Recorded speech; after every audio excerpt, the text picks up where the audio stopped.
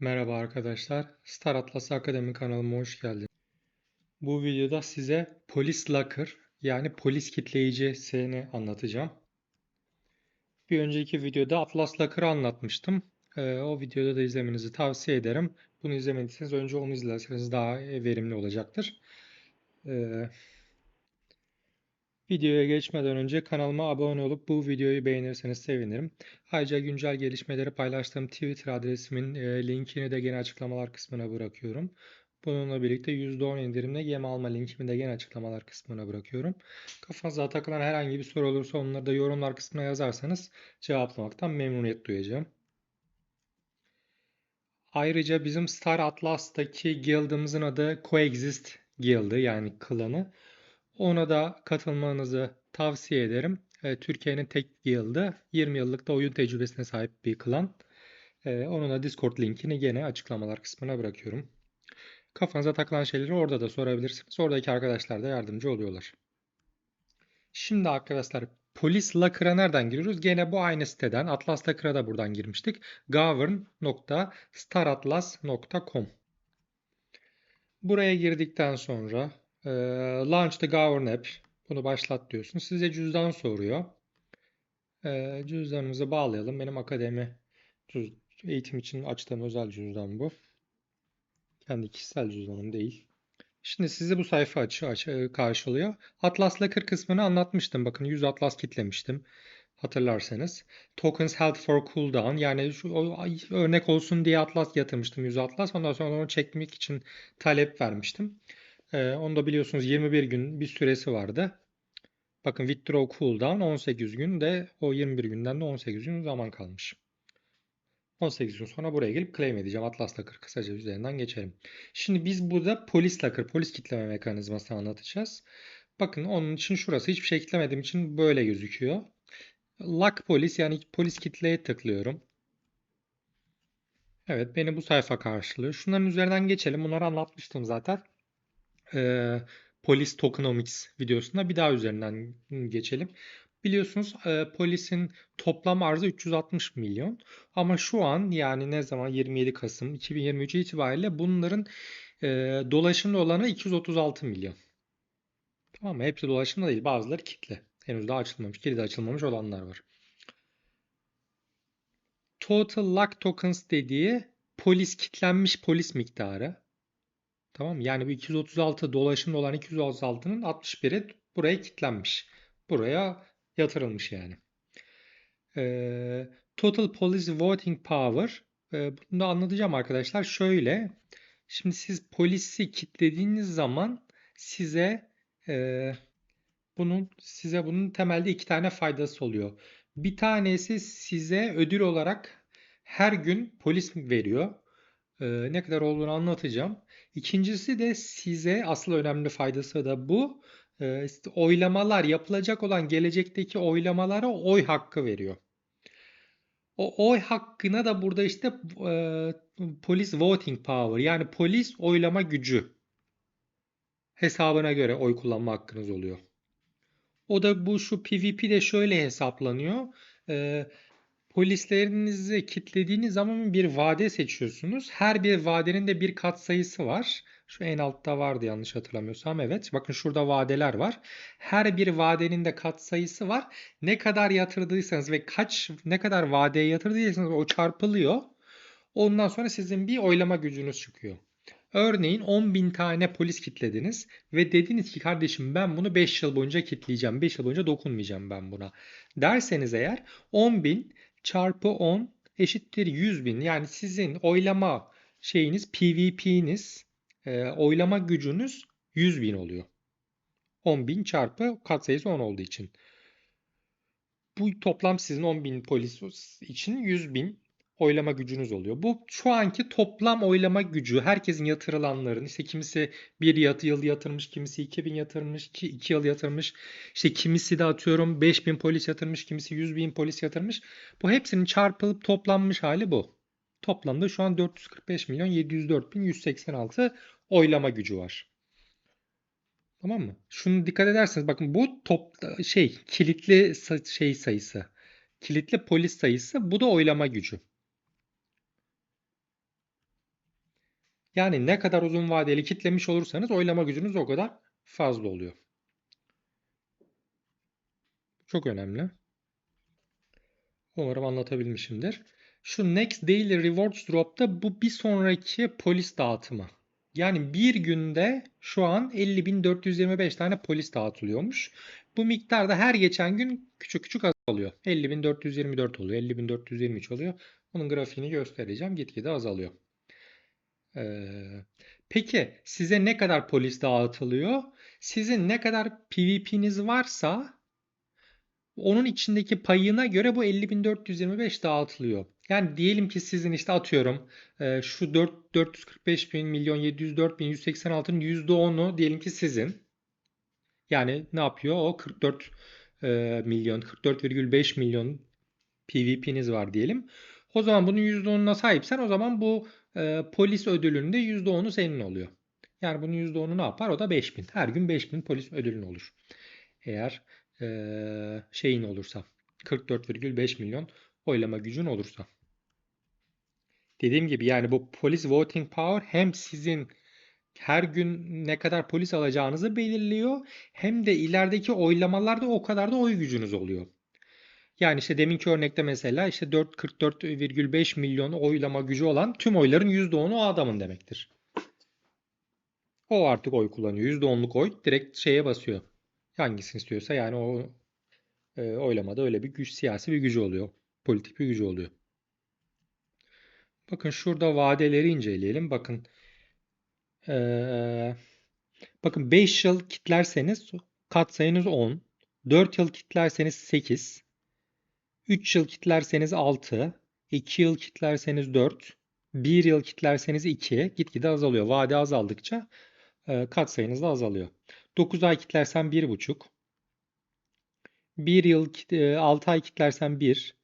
İşte 3 ay kitlersen 0,5. Bir ay kitlersen 0,16, 2 hafta kitlersen 0,08 oluyor katsayın.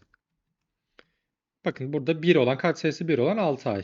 Yani işte 10.000 eğer polisinizi kitlemişseniz onu da 6 aya kitlemişseniz o zaman PVP'niz de 10.000 oluyor 6 ay olduğu için. Ama eee 10.000'e 5 yıl kitlemiş olsaydınız 100.000 olacaktı. Burada 6.000 oluyor. Ne kadar az oluyor yani. Ne kadar uzun vade kitlerseniz o kadar çok oylama gücünüz oluyor. Şimdi bir örnek yapalım. Bakın şu an benim cüzdanımda 3 tane polis varmış. Denemek için bu cüzdana 3 tane polis attım. Ee, onu kitleyelim bakalım. 3 polis. İşte kısa vade olsun. 2 haftaya kitleyeyim ben. Ya da hadi örnek güzel olsun. Daha hesaplamalar basit olsun diye bunu 5 yıl 3 polisime feda ediyorum size. 5 yıl boyunca dokunamayacağım onlara. Şimdi 3 polisim var benim. Bunu 5 yıl kitleyeceğim. Şuraya max diyorum. Bakın zaten 3 tane vardı. Ha bu arada şeyi de söyleyeyim. Şurada bir ifade var aslında o da çok önemli. Diyor ki your PvP multiplier starts at the initial multiplier above. İlk kitlediğin zaman PvP katsayın bu yukarıdaki oranlar oluyor. Bu kadar işte 10, 8, 6 gibi oluyor. Ama diyor vadeye yakınlaştıkça o oranın otomatikman azalıyor diyor. Yani diyelim ki 5 oldu. 5 yıl vadeli koydum ben. 10x'ti ya. Bu işte doğrusal olarak her yıl azalıyor ve beşinci yılın sonunda sıfırlanıyor katsayı. Yani örneğin işte e, bir yıl geçince 8'e düşüyor doğrusal olarak. Doğrusal olarak azaldığı için linearly diyor çünkü. İşte bir yıl sonra o katsayın 8 oluyor. İşte 2 yıl sonra 6 oluyor. 3 yıl sonra 4 oluyor. 4 yıl sonra 2 oluyor. 5 yıl sonra da 0 oluyor katsayın. Yani hep otomatik 10 kalmıyor katsayın. Gitgide o katsayın da azalıyor. Tamam mı? Onu da burada belirtmiş. Vadeye yaklaştıkça.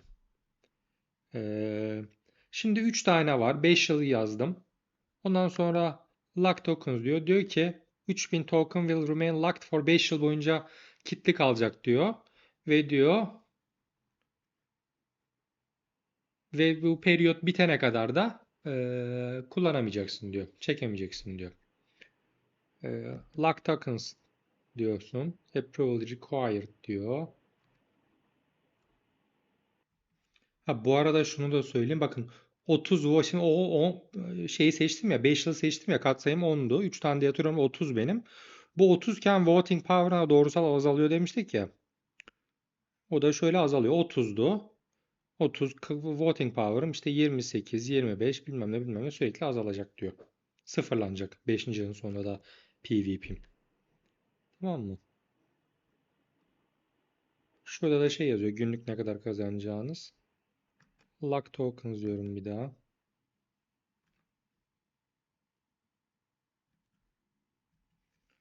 Hata veriyor arkadaşlar. Sanırım yeterli Solana yok diye hesabım. Şunu bir yıla düşüreyim bakalım.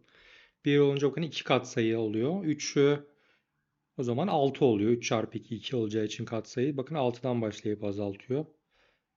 Hata verdi. Bakalım şimdi olacak mı? Heh, oldu şimdi. Evet, polisim az şeyim Solana'm azmış. Ondan dolayı işte bir miktar Solana kesiyor arkadaşlar. 3 polisimi bir yıl yani 2 PvP'den onaylıyor musun diyor. Confirm'e tıklıyorum. Lock successful oldu diyor. Tamam.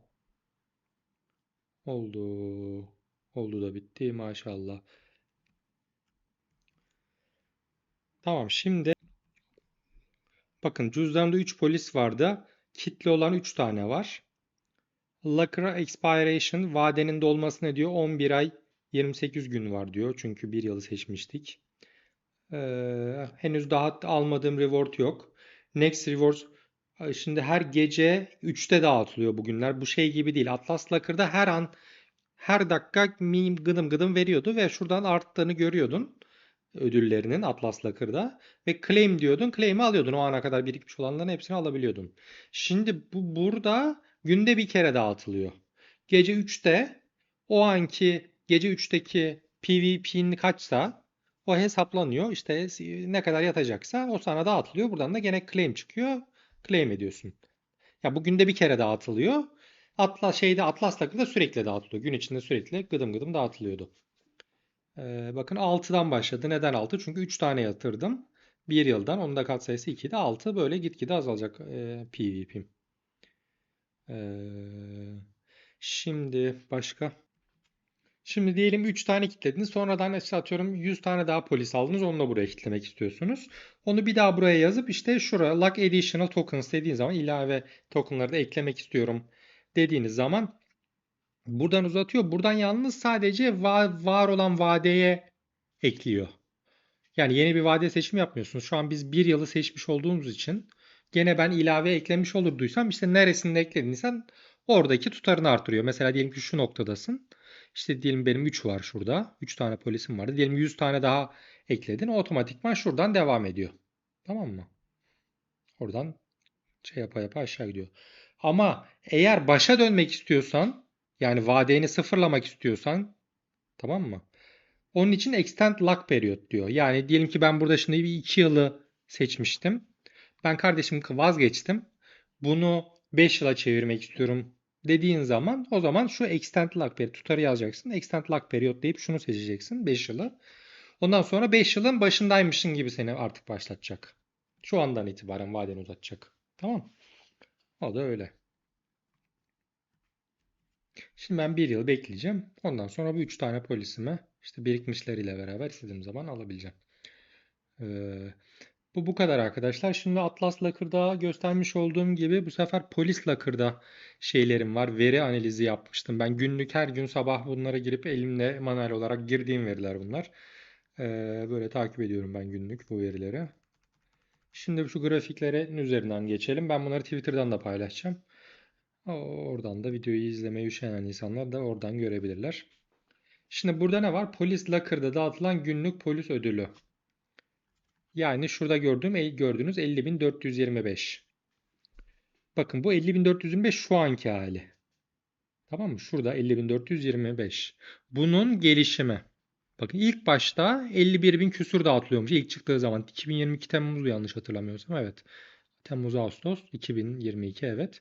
Bakın o zaman bir günde 51.121 dağıtılıyormuş. Bakın 51.121 dağıtılıyormuş. Şu an işte 50.400 küsure inmiş.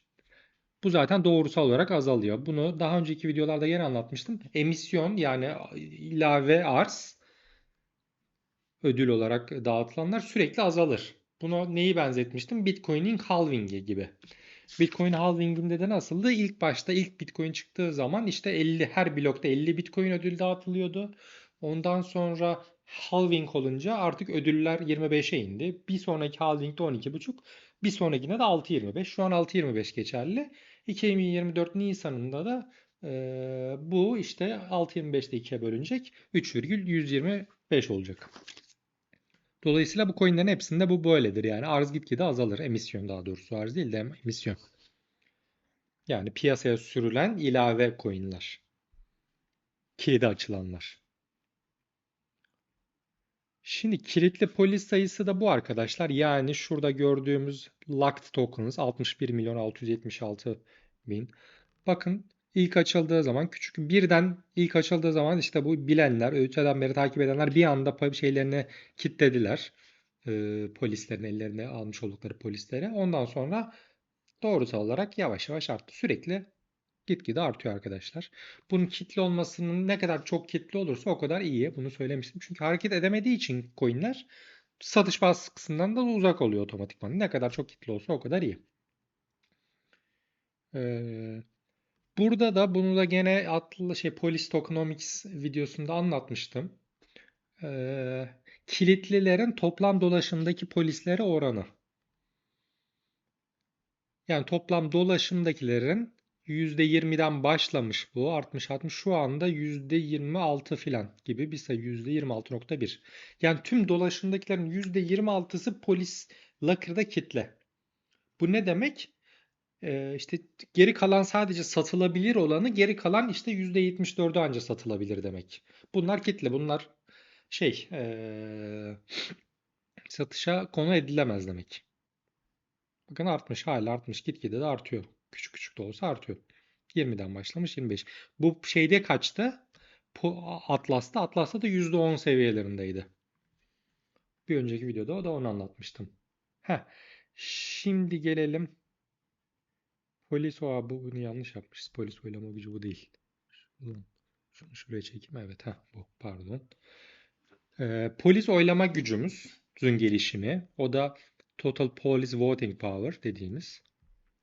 Bakın oylama gücü gitgide 150 milyonlardan başlamış, hep artmış. Sürekli artmış. Tabii bu neyle alakalı? Birincisi kilitli polis sayısının artmasıyla da alakalı olabilir ki öyle zaten. Ama aynı zamanda insanlar yeni bağlayanlar da ne kadar uzun vadeli kitlerlerse PvP'leri de o kadar artmış olacağı için uzun vadeli de kitlemiş olabilirler. Veyahut da daha düşük vadede kitlemiş olabilirler. Onu göreceğiz şimdi. Heh. Şimdi arkadaşlar ortalama PvP katsayısı. Bu çok önemli. İyi dinleyin. Buralar grafik ve biraz matematik ama bunun yapacak bir şey yok yani. Başka bir anlatma yöntemi yok bunun. Şimdi arkadaşlar bakın bu ilk kitlendiği zaman kaçmış PvP'si? 8. Bakın ilk kitleme. Ne demek bu? 8 katsayı. Bakın şuna bir daha geliyorum. Bakın 8 katsayı hangi yıla verilmiş? 4 yıla. Yani 8 katsayı demek kitleyenler bu polislerini 4 yıl vadeli kitlemişler demek.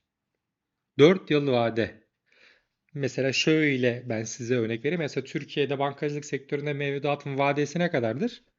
30 gün 45 gün. Ben finansçıyım yani. Hiç 45 günün üstünde çok zordur yani. Türkiye'de hiç kimse çok az insan parasını öyle uzun bir yıl 2 yılla falan bağlar yani.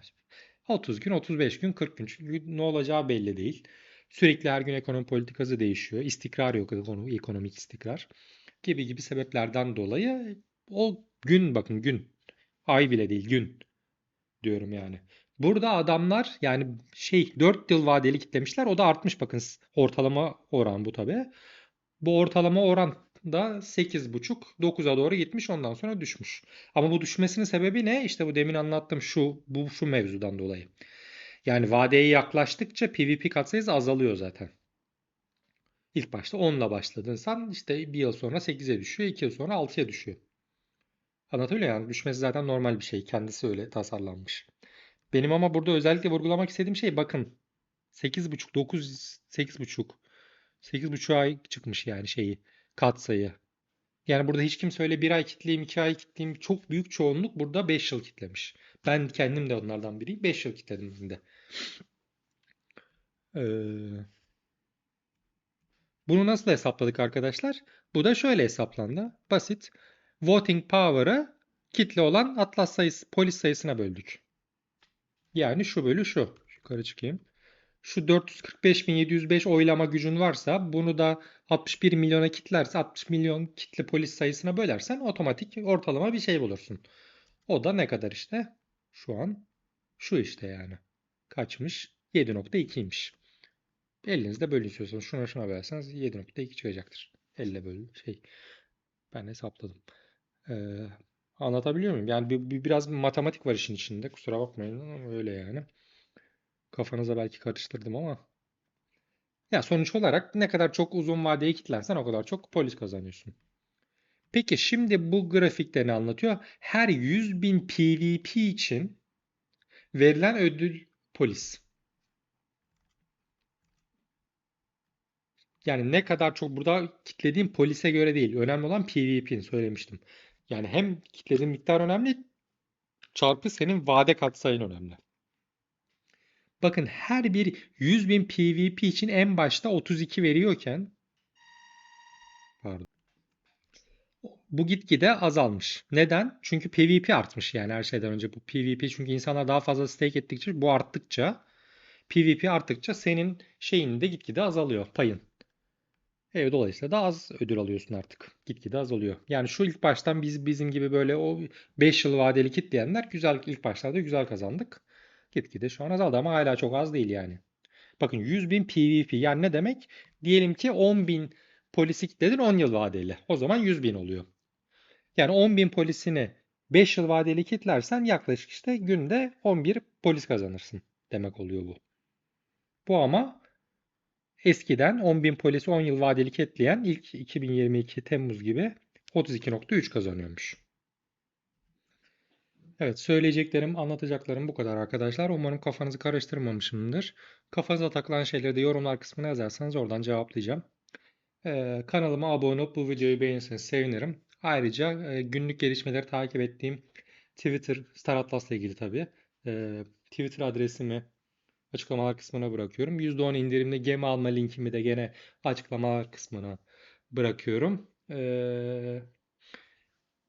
Bir sonraki videoda görüşmek üzere.